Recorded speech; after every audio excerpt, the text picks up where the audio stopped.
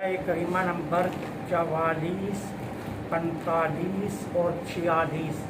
نحمدہ ونصلی ونسلم علی رسولہ الکریم، اما بعد فاعوذ باللہ من الشیطان الرجیم، بسم اللہ الرحمن الرحیم۔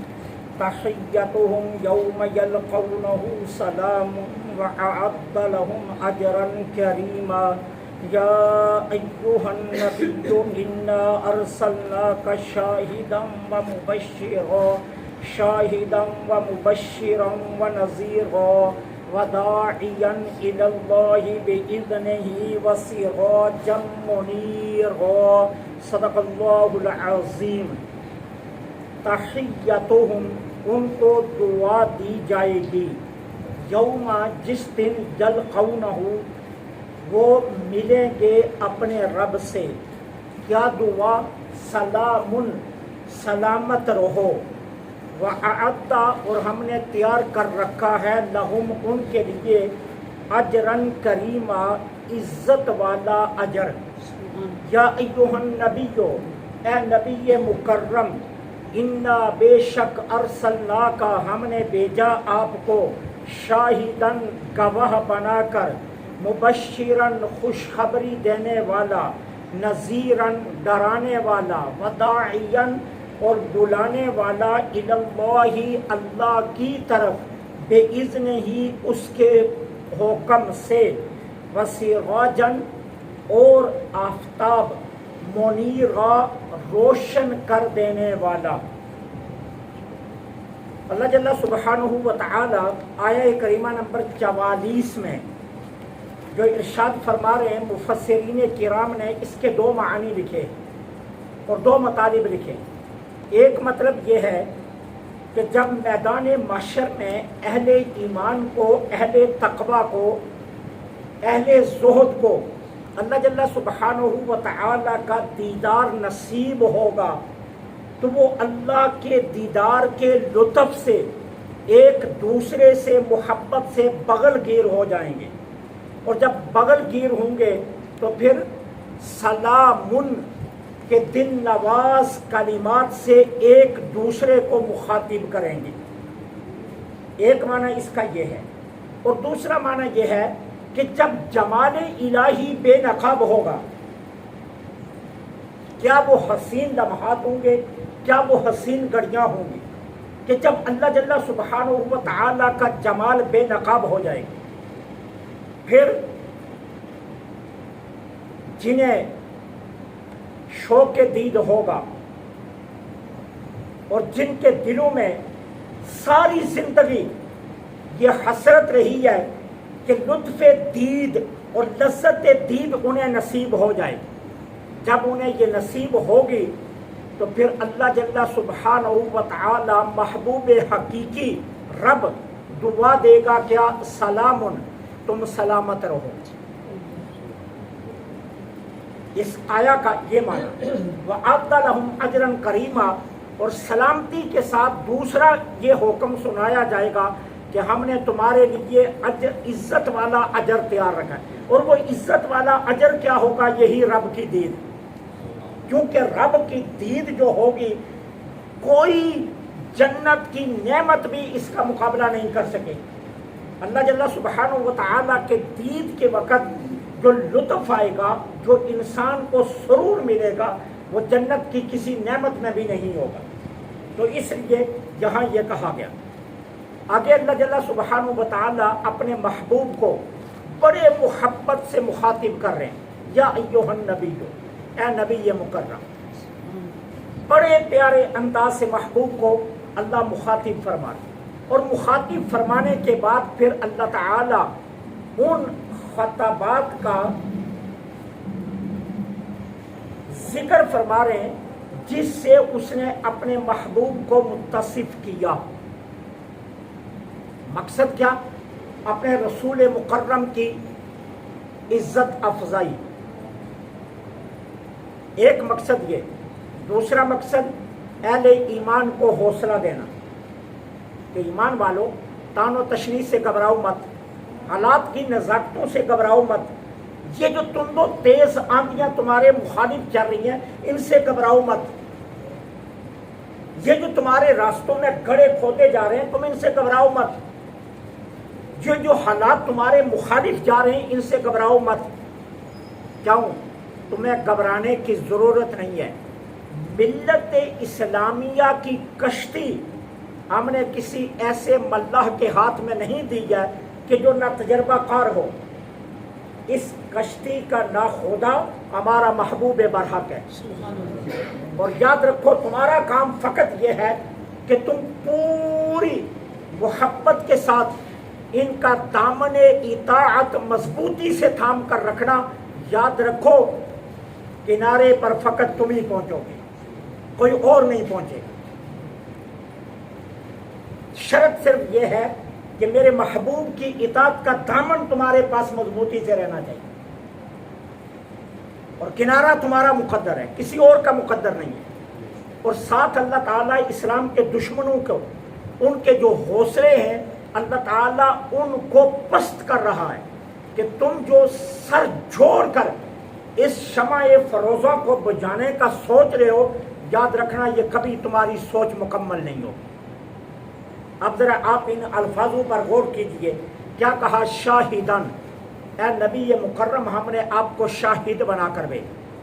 شاہد کا معنی کیا ہوتا ہے؟ گواہ۔ شاہد کا معنی گواہ ہے۔ اب گواہ کون ہوگا؟ جو جس واقعہ پر گواہی دے رہا ہے اس نے واقعہ آنکھوں سے دیکھا بھی ہو اور وہاں موجود بھی ہو، گواہی تب مکمل ہوتی ہے۔ اس کے بغیر گواہی مکمل نہیں ہوتی ہے کہ وہاں موقع پر موجود بھی ہو اس واقعہ کی گواہی دینے والا، اور پھر اس نے اس واقعہ کو دیکھا ہو، چاہے آنکھوں کی بینائی سے دیکھا ہو یا بصیرت کے نور سے دیکھا ہو، دونوں میں سے کسی ایک سے دیکھا ہو۔ اچھا، پھر یہاں کمال کیا کیا کہ یہ تو اعلان کر دیا کہ محبوب ہم نے آپ کو گواہ بنا کر بھیجا، لیکن کس بات پر گواہ بنا کر بھیجا اس کا ذکر نہیں کیا۔ کیوں؟ اگر اس کا ذکر کر دیا جاتا تو حضور کی گواہی پھر ایک بات تک محدود ہو جاتی۔ کہا نہیں، محبوب آپ کی گواہی اتنی عالمگیر ہے، اتنی عالمگیر ہے کہ کائنات کا ذرہ ذرہ آپ کی نگاہوں کے سامنے ہے۔ اس کے لیے کیا کہا؟ شاہدن، ہم نے آپ کو گواہ بنا کر بھیجا۔ اب حضور کی بڑی بڑی گواہیاں آپ سن لیں تو پھر آپ کو پتہ چل جائے گا۔ سب سے پہلا کیا؟ حضور توحید اور اللہ کی تمام صفات کمالیہ کے گواہ ہیں۔ اللہ کی توحید کے گواہ بھی حضور ہیں اور صفات کمالیہ کے گواہ بھی حضور ہیں۔ ہمیں کس نے بتایا اللہ رؤوف ہے؟ ہمیں کس نے بتایا اللہ ستار ہے؟ ہمیں کس نے بتایا اللہ غفار ہے؟ ہمیں کس نے بتایا اللہ ایک ہے؟ لا الہ الا اللہ کا نغمہ روح افزا یہ ہم نے حضور کی زبان سے سنا۔ تو کہا ایک بات ذہن میں رکھو، جب اتنی با کمال ہستی توحید اور اس کی صفات کمالیہ کی گواہی دے رہی ہے تو پھر کون بد نصیب سلیم التبع ہوگا جو اللہ کی توحید کا منکر ہوگا؟ تو حضور کس پر گواہ ہیں؟ اللہ کی توحید اور تمام صفات کمالیہ پر حضور گواہ ہیں۔ پھر حضور دوسرے کس پر گواہ ہیں؟ قیامت کا دن ہوگا، تمام انبیاء سابق کی امتیں آ کر اپنے انبیاء کی دعوت و تبلیغ کا انکار کر دیں گی اور اللہ کی بارگاہ میں کہیں گی ہماری طرف کوئی نبی نہیں آیا، کسی نے ہمیں پیغام توحید نہیں دیا، کسی نے ہمیں برائی سے نہیں روکا۔ انبیاء حیران رہ جائیں گے کہ یہ کیا منظرنامہ ہے۔ نوح علیہ السلام کہیں گے میں نے تو 950 سال تبلیغ کی اور یہ بدبخت دنیا میں بھی میرے منکر رہے اور آج بھی منکر۔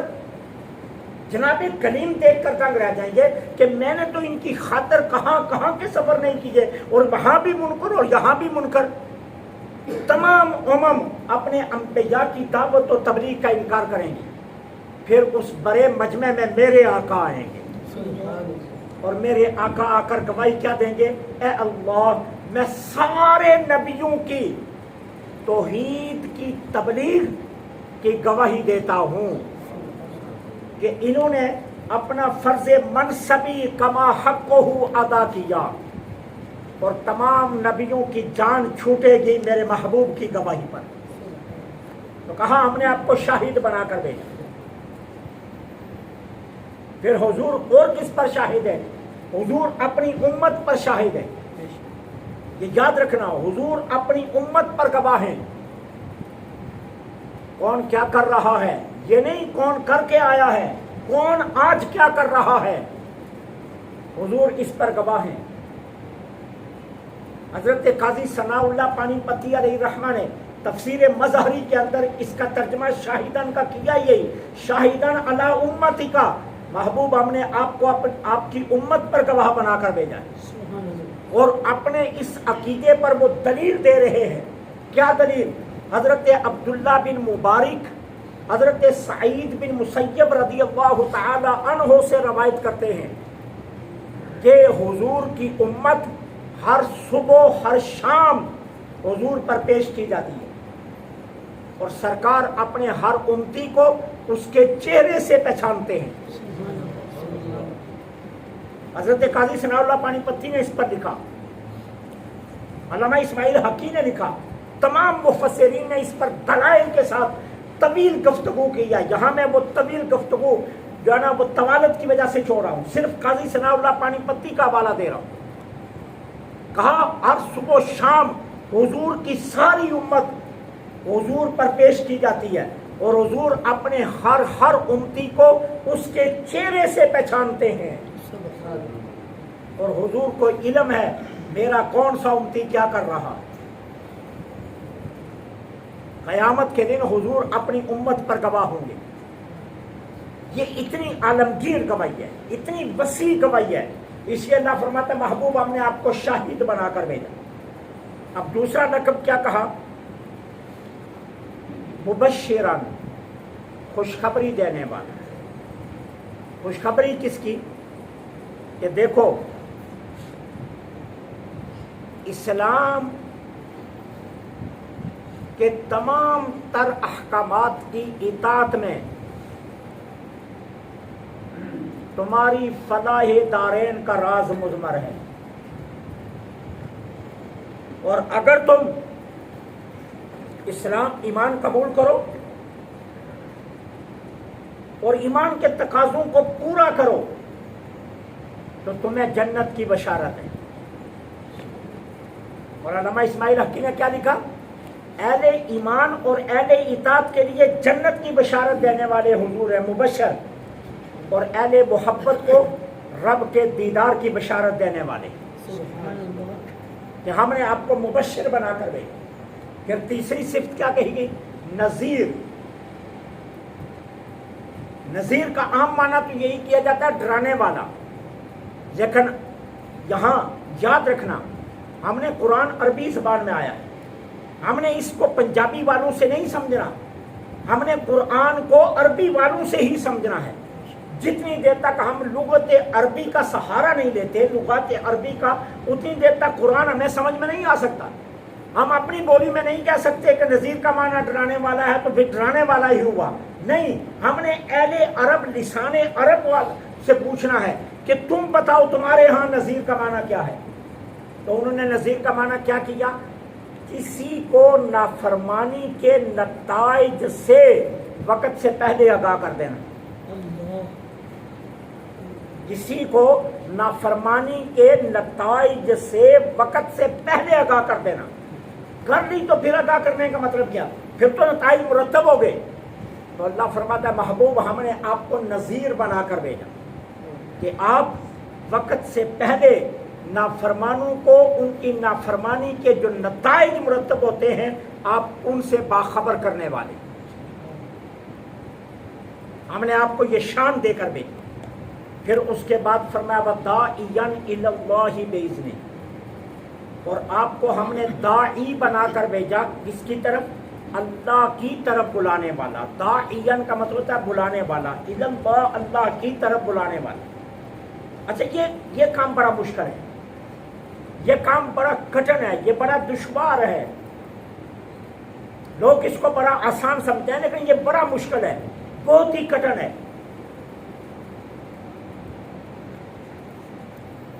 یہ آج سے 1400 سال پہلے کی کہانی نہیں، آدم علیہ السلام سے لے کر آج تک یہ دستور چلا آ رہا ہے۔ جو لوگ حق پرست ہیں اور حق کی طرف بلانے والے ہیں، ہمیشہ لوگ ان کے مخالف ہوتے ہیں، اور کوئی بندہ بھی آج تک اپنی ضد چھوڑنے کے لیے تیار نہیں ہوتا۔ آپ کسی کو سمجھا کر دیکھ لیں، علماء مساجد سے گلے پھاڑ پھاڑ کر لوگوں کو بری رسموں سے روک رہے ہیں، لیکن کوئی رکنے کے لیے تیار ہی نہیں۔ یقین جانیے، یہ چند دن پہلے کی بات ہے، میں ایک شادی پر گیا۔ شادی کا ماحول نامہ یہ تھا کہ درمیان میں کوئی پردہ نہیں تھا، مرد اور عورتیں اکٹھی بیٹھی ہوئی تھی، ایک ہی صوفے پر مرد اور عورتیں اکٹھی بیٹھی ہوئی۔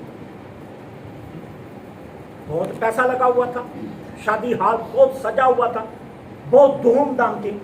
تو جو میرے میزبان تھے جنہوں نے مجھے بلایا تھا، وہ لڑکی کا باپ تھا جس نے مجھے دعوت دی، تو میرے پاس آ کر بیٹھ کر مجھے کہتا ہے میں اللہ کا شکر ادا کرتا ہوں، اس نے مجھے کہاں سے کہاں تک پہنچا دیا، یہ ساری رونقیں اس نے مجھے عطا کی۔ یقین جانیے، یہ سامنے قرآن ہے، میں کھانا کھائے بغیر نہیں کرایا۔ میں نے کہا جب سوچیں اتنی خراب ہو جائیں تو پھر مسلمان کو کہ زوال نہیں آئے گا تو اور کیا ہے؟ یارو اتنی بے حیائی کو اللہ کا انعام سمجھا جا رہا ہے، اتنی بدبختی کو اللہ کا انعام سمجھا جا رہا ہے، اور کہتا ہے میں شکر ادا کرتا ہوں کہ کہاں سے کہاں میں پہنچ گیا۔ اس نے میری بڑی منتیں کی کہ آپ کھانا کھا کر جائیں۔ میں نے کہا نہیں، مجھے بہت ضروری کام ہے، میں جانا چاہتا ہوں۔ میں نکل آیا اور میں نے کھانا بھی نہیں کھایا۔ یہ بڑا کٹن معاملہ ہے، یہ بڑا دشوار معاملہ ہے کہ حق کی تبلیغ کرنا اور حق کی طرف بلانا یہ آسان کام نہیں ہے۔ اب یہ مشکل اور دشوار کام تھا، اور پھر یہ کام کرنا بھی کہاں تھا؟ سرزمین مکہ پر، جہاں مشرکین مکہ کا حال یہ تھا کہ اباب پرستی میں انہوں نے غور و فکر کے سارے چراغ گل کر کے رکھ دیے تھے۔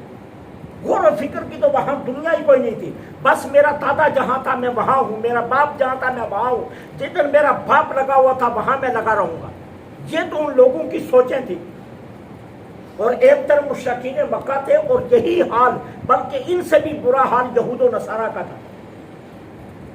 اب اللہ تعالیٰ نے بے اذن ہی کے لفظ سے اپنے محبوب کو تسلی دی، محبوب یہ دشمن بہت تیز ہے، یہ لوگ ابا پرستی میں بہت پکے ہیں، مانا یہ بڑا کٹن معاملہ ہے۔ جب آپ حق کا علم لے کر نکلیں گے تو ہر طرف سے طوفان اٹھیں گے مخالفت کے، اور لوگ کوئی آپ کے منصب کو نہیں دیکھے گا، کوئی آپ کے جو ہے نا وہ مرتبے اور مقام کو نہیں دیکھے گا، جس کے منہ میں جو آئے گا وہ بکتا جائے گا۔ لیکن گھبرانا نہیں، بے اذن ہی ہم نے آپ کے لیے یہ آسان کر دیا ہے، اور وہ آسان کیا کیا؟ آپ کے چہرے پر نور الہی اتنا چمکا دیا ہے، آپ کے وجود میں وہ گونا گو صفات رکھ دی ہیں، آپ کو اتنا ہم نے فروزہ کر دیا ہے، اتنا روشن چہرہ دے دیا ہے، آپ کی ذات کے اندر وہ کمالات رکھ دیے ہیں۔ گھبرائیں نہیں، بس آپ گلی مکہ کی گلیوں گلیوں میں گھومتے رہیے، زبان سے نہ بھی کچھ کہیے، وہ وقت ہم لائیں گے آپ کے چہرے کو دیکھ کر یہ سبھی کشاں کشاں آپ کی طرف آتے جائیں گے۔ اس لیے آپ کو گھبرانے کی ضرورت نہیں، بے اذنی کے جملے سے اللہ نے اپنے محبوب کو سہارا دیا کہ محبوب آپ گھبرائیں نہیں، ہم نے آپ کی ذات میں وہ حسن و جمال رکھ دیا ہے کہ یہی لوگ پروانہ وار آپ کی طرف آئیں گے۔ اور پھر دیکھا مکہ کے اجڑ تھے، سخت مزاج تھے، ان پڑھ تھے، دشمن تھے۔ پھر وہ وقت بھی آیا جب بیوی بچوں کو چھوڑا، جب وطن کو چھوڑا، جب گھر کو چھوڑا، جب مال و متاع کو چھوڑا، اور کشاں کہاں کشاں در محبوب پر جھکنے کے لیے مکہ چھوڑ کر مدینے آ گئے۔ وہ وقت بھی آئے، اور تاریخ عالم نے اپنی نگاہوں سے یہ منظر بھی دیکھا کہ جس نے احد میں مسلمانوں کی فتح کو شکست سے بدلا تھا، خالد بن ولید، جو سب سے بڑا دشمن بن کر احد کے میدان میں سامنے آیا تھا، جس نے مسلمانوں کو شدت کے ساتھ زخمی کیا تھا اور نقشہ جنگ بدل کر رکھ دیا تھا۔ پھر وہ وقت بھی آیا جب اتنا بڑا دشمن، اتنا بڑا فاتح अपने गले में गुलामी का पटा डालकर अरे मक्का से चला, दश्त व सहारा को अबूर करता हुआ मदीने में आकर रहमत के कदमों पर झुक गया। तो ये मंजर फिर देखा गया। तो इसलिए कहा कि इसमें ही आपको घबराने की जरूरत नहीं, हमने ये आपके लिए आसान बना दिया। वसीराजम मुनीरा, ये दो जुमलों में अल्लाह ने अपने महबूब पर जो लुत्फ व इनामात की बारिश की थी, उस बारिश का इज़हार किया जा रहा है। लेकिन बताया जा रहा है कि ये बारिश इतनी बेकरार है कि तुम इसका किनारा ढूंढ नहीं सको। बस एक निशानी हम तुम्हें दे देते हैं, जरा उस निशानी को अपने जहन में रखो। हमने अपने महबूब को सिराज बनाया, रोशन और मुनीर, आलम माताब बनाया। खुद रोशन है और सारे जहां को रोशनी देने वाले। तुम कयामत तक जितने उलूम ले आओगे, सारे उलूम को एक जगह करके भी अगर तुम सूरज को किसी बर्तन में बंद करना चाहो तो नहीं कर सको, उसकी किरणें गिनना चाहो तो नहीं गिन सको, उसकी रोशनी का इहाता करना चाहो तो नहीं कर सकोगे। और हमने महबूब को एन आफ्ताब नहीं कहा, मिसले आफ्ताब नहीं कहा, बल्कि हमने कहा है कि तुम्हें समझाने के लिए आफ्ताब का नाम दिया है। ये दुनिया का आफ्ताब तुमसे काबू नहीं आ रहा, मेरे महबूब की शान क्या होगी तुम उसे कैसे समझ सको। बस इतना समझो कि ये रंग इतना इतना अजीम रंग है कि जो इसके सामने आएगा वो इसमें रंगता जाएगा। और फिर दुनिया ने देखा कि कितनी दुनिया उसमें रंग गई। आज 1450 साल गुजर चुके हैं, लेकिन आज भी नामे मोहम्मद पर लोग अपनी जानें कुर्बान करने के लिए दिए।